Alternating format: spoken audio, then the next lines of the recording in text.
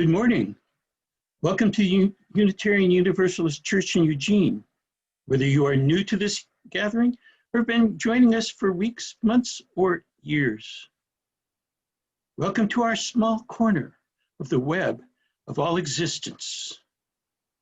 We're happy to be among our church friends, old and new, though of course we are physically separated for now. The web of life connects us in so many ways through family and friends, through our work teams and our sports teams.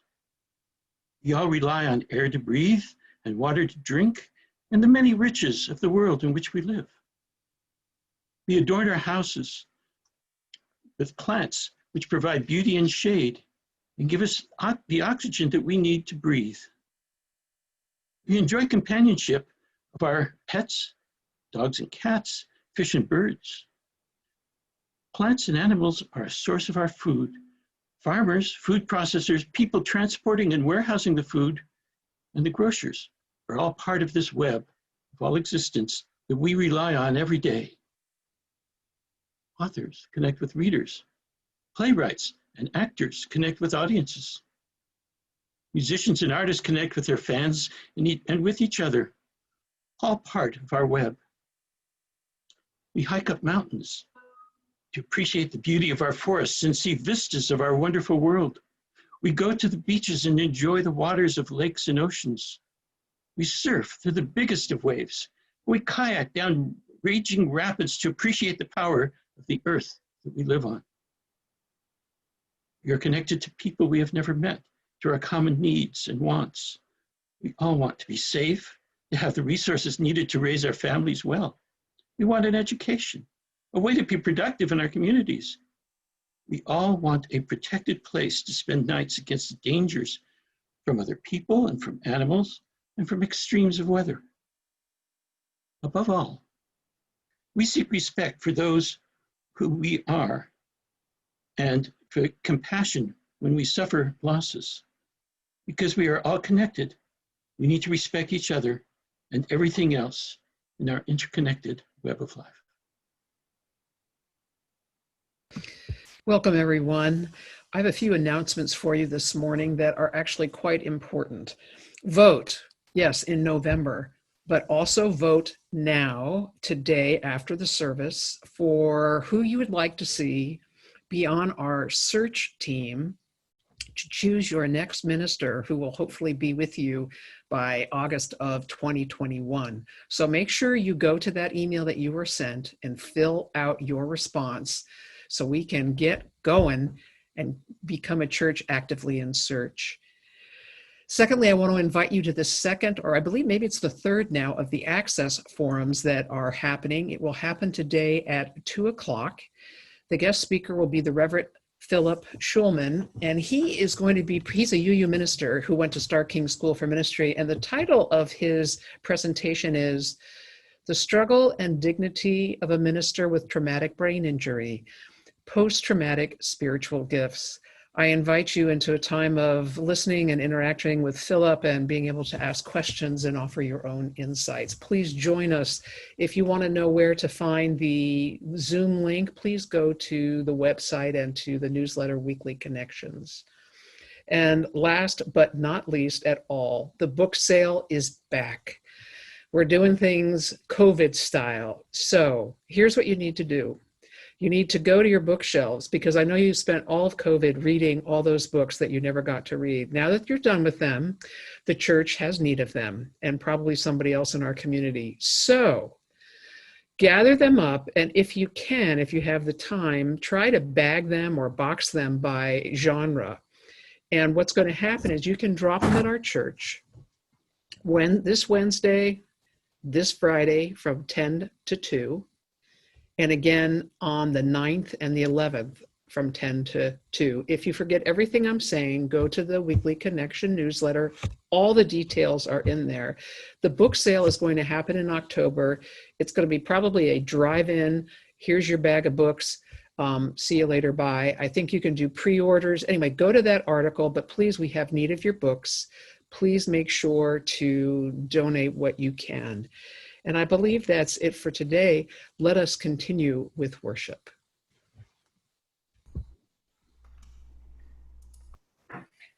We affirm that every one of us is held in creation's hand, a part of the interdependent web.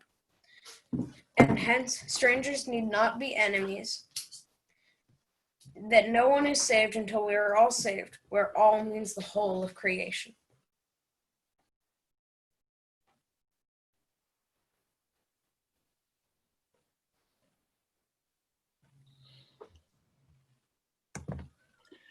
The words for our call to worship are gifted to us from Nita Penfold. No matter what they tell you, let it be about joy. Let it be about the sacred. Self-surviving, no thriving, shining its way to the knowledge within.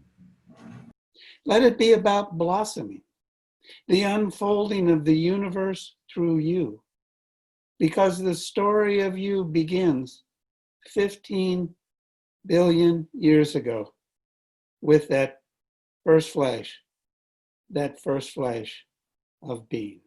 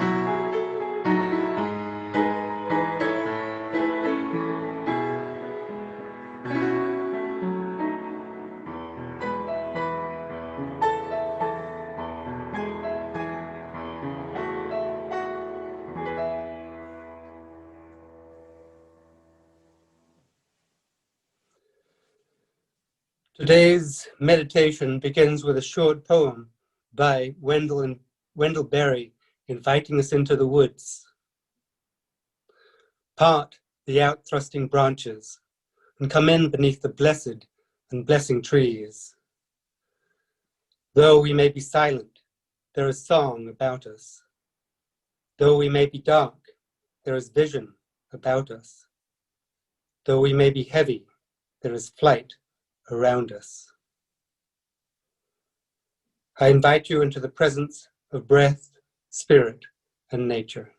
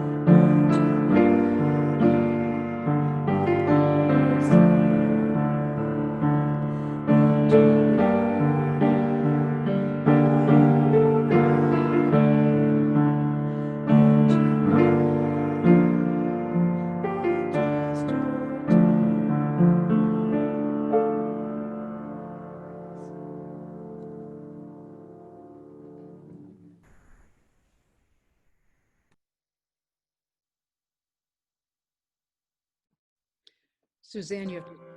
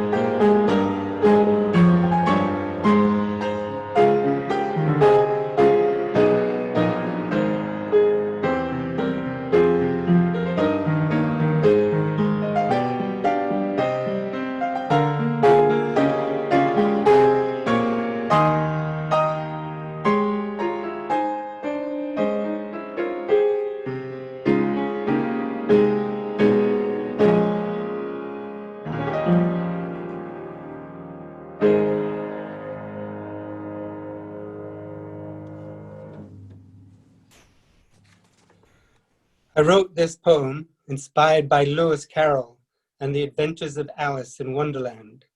It is entitled Alice Through the Portal. The sun is shining in the sky. shining with all its might, powering plants and helping circulate the wind and waves just right. But now the weather is extremely odd. Global weirding is out of sight. The moon reflected on Alice. She knew rampant carbon from burning fossil fuel was bad. When all the science is said and done, it's like a blanket trapping heat, she said. That will spoil all the fun.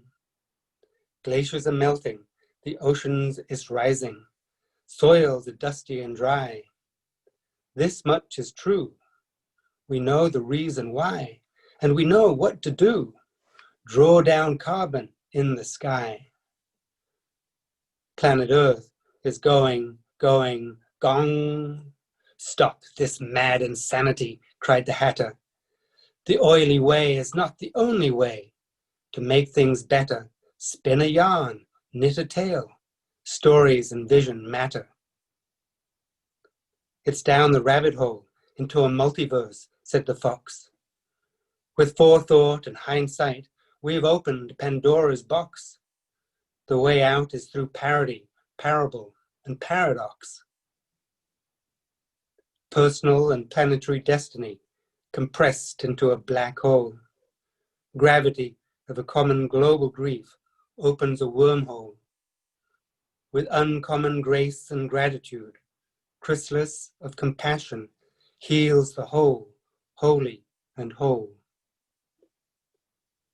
Across 7 seas, 7 continents, 7 generations are walking close at hand, weaving reverential reciprocity with the elemental fabric of the land. Families laugh for joy to see salmon leap in the old-growth forest stand. Walk the beauty way, said the butterfly. Sing and dance to regenerate and renew. Time for a picnic, time for tea. Breathe in the atmospheric view. Celebrate creation, clouds, and climate's heart in the oceanic blue. The time has come, the people said, to keep fossil fuels in the ground, divest from dinosaur technology. Investing in renewables is sound. Citizens voting, participating in community keeps democracy around. Just rapid transition is a slow race, said the hare, energized by the greed and the sun, with cradle to grave to cradle care. A circular economy within a community that shares. Seriously, playful curiosity and loving kindness is what we chiefly need. A kinethical aesthetic would be very good indeed. With generosity of spirit, we can educate, shelter, and feed. With poetic, metamorphic imagination, said the caterpillar, a transformative culture of innovation and wonder emerges that nurtures people, place, and nature. Through the portal of possibility, dream vision blossoms and matures. Indigenous wisdom, native knowledge, animates ancestral memory me, catalyzing living generations' response ability for future good, great, grand dreams. Looking forward to looking back, smiling, remembering the awakening of the Anthropocene.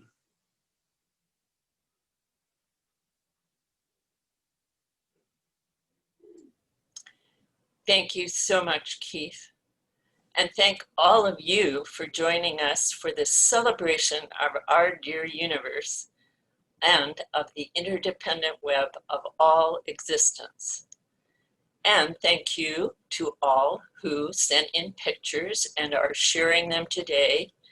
These pictures of tiny parts of your interdependent web of strands, from mountaintops to ice-covered trees, from toads, snakes, snails, and tiny babes in arms. Enjoy.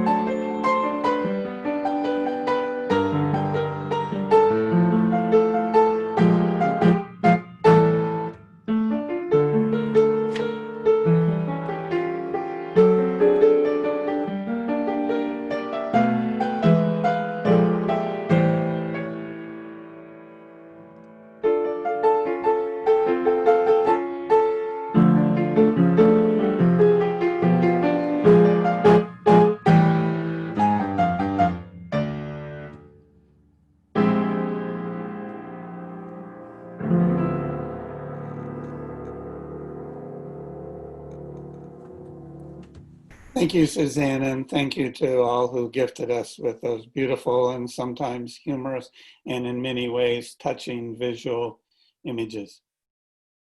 As a preface to some shared reflections, which each of you will be invited to offer in chat, where you can comment on the threads that bind you to the web of all life, I want to share with you another story.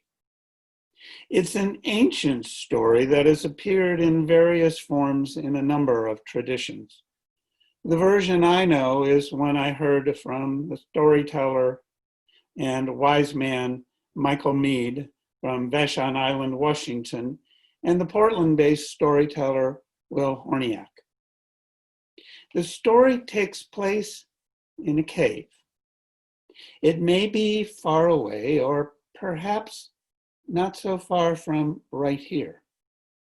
Maybe it's over at the base of the mountains.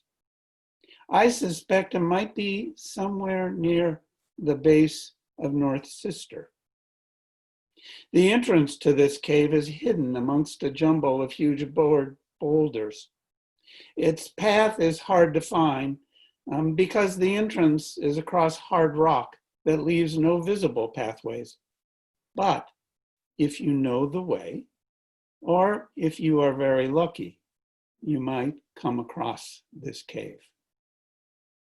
Within the cave dwells a very, very old and very wise woman. This ancient woman is continually engaged in two very important tasks. In the front of the cave, she has a small fire going upon which is a large pot, which is simmering a rich stew. The broth is made up of all the riches of the earth. Its base thickened with tree roots and mushrooms. In the broth float pieces of meat and a myriad of vegetables, some of which grow wild, and some which the old woman grows in a sheltered nearby garden. It's a rich soup, which has all the nutrients needed to feed all the people and all beings. Further back in the cave is a massive ancient loom upon which is hung an intricate and exquisite tapestry. Woven within the tapestry are threads of the past, stories remembered from long ago, and accounts of what happened just yesterday or the day before, and a few shimmering strands of what may yet come to be. The wise woman makes careful selections from baskets of materials, both ancient and new, to create a beautiful image, rich in color and in texture. Some of the materials, though, are stiff and brittle, so the wise old woman chews them to soften them. Her teeth are old and worn, just barely up to the tasks. She chews as she weaves, and she weaves as she chews. She is weaving the tapestry of the unfolding story of the earth. She works with dedication and deep intention to the work. Then, in the midst of her weaving, she remembers her other tasks. So she sets aside her weaving and returns to the mouth of the cave to tend the fire burning there and to stir the rich stew. As she approaches the fire, a shadow figure moves silently along the cave wall, entering as she exits. All is well in the pot. Its sweet smell fills the air. She tastes a bit with her wooden stirring spoon and carefully adds herbs from a leather bag she wears around her neck, gives the fire a poke, and adds another log before returning to her weaving. When she enters her stone weaving room, she discovers there a big black dog. What big black dog? She rushes forward, for the dog has taken the bottom rows of the tapestry in its teeth and is pulling and tearing and snarling, pulling apart her careful weavings. As she chases the dog, her own beloved dog, away from the loom, the dog's teeth snag on strands from the tapestry, and as it rushes from the cave, trailing threads and strands of the great story that's been emerging. When the dog has left, the wise old woman again sits before the loom. She reaches yet again into the baskets of fiber of the past and events unfolding, selecting what will become the next strand. Or perhaps she picks up a bit of fiber that needs softening, and she chews as she begins anew the task of weaving the continuing unfolding story of the earth. So it is, and so it has always been, and always so it shall be. Strands of the past, fresh threads drawn from today's headlines and the happenings of our life. Is that not, after all, what our lives are made up of? Do we not weave all this together to create the beauty and discord of the world? Are we all not in the work of creating the future? And are we all not distracted by the day-to-day seemingly mundane but necessary tasks? Do we not all have something that dogs us and disrupts our careful acts of creation? I ask you to take some time now to reflect upon this story, and most importantly, upon your story. What would you, if you could wish the tapestry to look like? What would it appear to you? What are your deepest longings and your brightest hopes? What threads from your past would anchor it and hold you? What in your own past shapes you? What are those things you still need to chew on some? What new materials might you ask to such a weaving? What threads? What are the most necessary daily duties, and distractions. Take some time and enter into the chat what threads you would bring, what comments, what thoughts come to you. Thank you all for your words, your thoughts about what binds you to the web of life, what needs to be added to the tapestry that needs to be woven for re-envisioning, for new policies and community care, new policies around policing, that all may have no truth and justice and happiness and healthy bodies. Oh, weave that music in, weave that music in. To have a relationship with creation that is nuanced and numinous, weave in wonder and hope and listening, puppy love. Let us all wake right up and then act so that there might be justice, not just for people, but for species and our planet and our climate, that we may all survive. Weave in breezes, less gusts. Weave in the forests and all colors and shades of persons around us. Weave in new ideas and creativity. Weave in more interdependence and less self-reliance. Weave in listening and awakening and the liberation for all. Weave in love, hope, and the vote. Weave in open hearts. Weep in fire and ash that we may start anew. All the critters, all the beauty that is around us, everything that connects us to all that is. And weave in more love and less fear. More love and less fear, that we can keep on going, pulling the strands and recreating even from the ash. May it be so. Blessed be. Amen.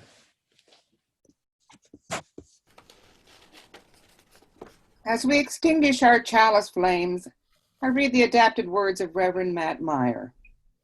May we go forth in purposeful rhythm, and may we give voice to the melody of our imaginations, the music of our souls, and all the possibilities of a just and verdant world as we might create together. Amen and blessed be.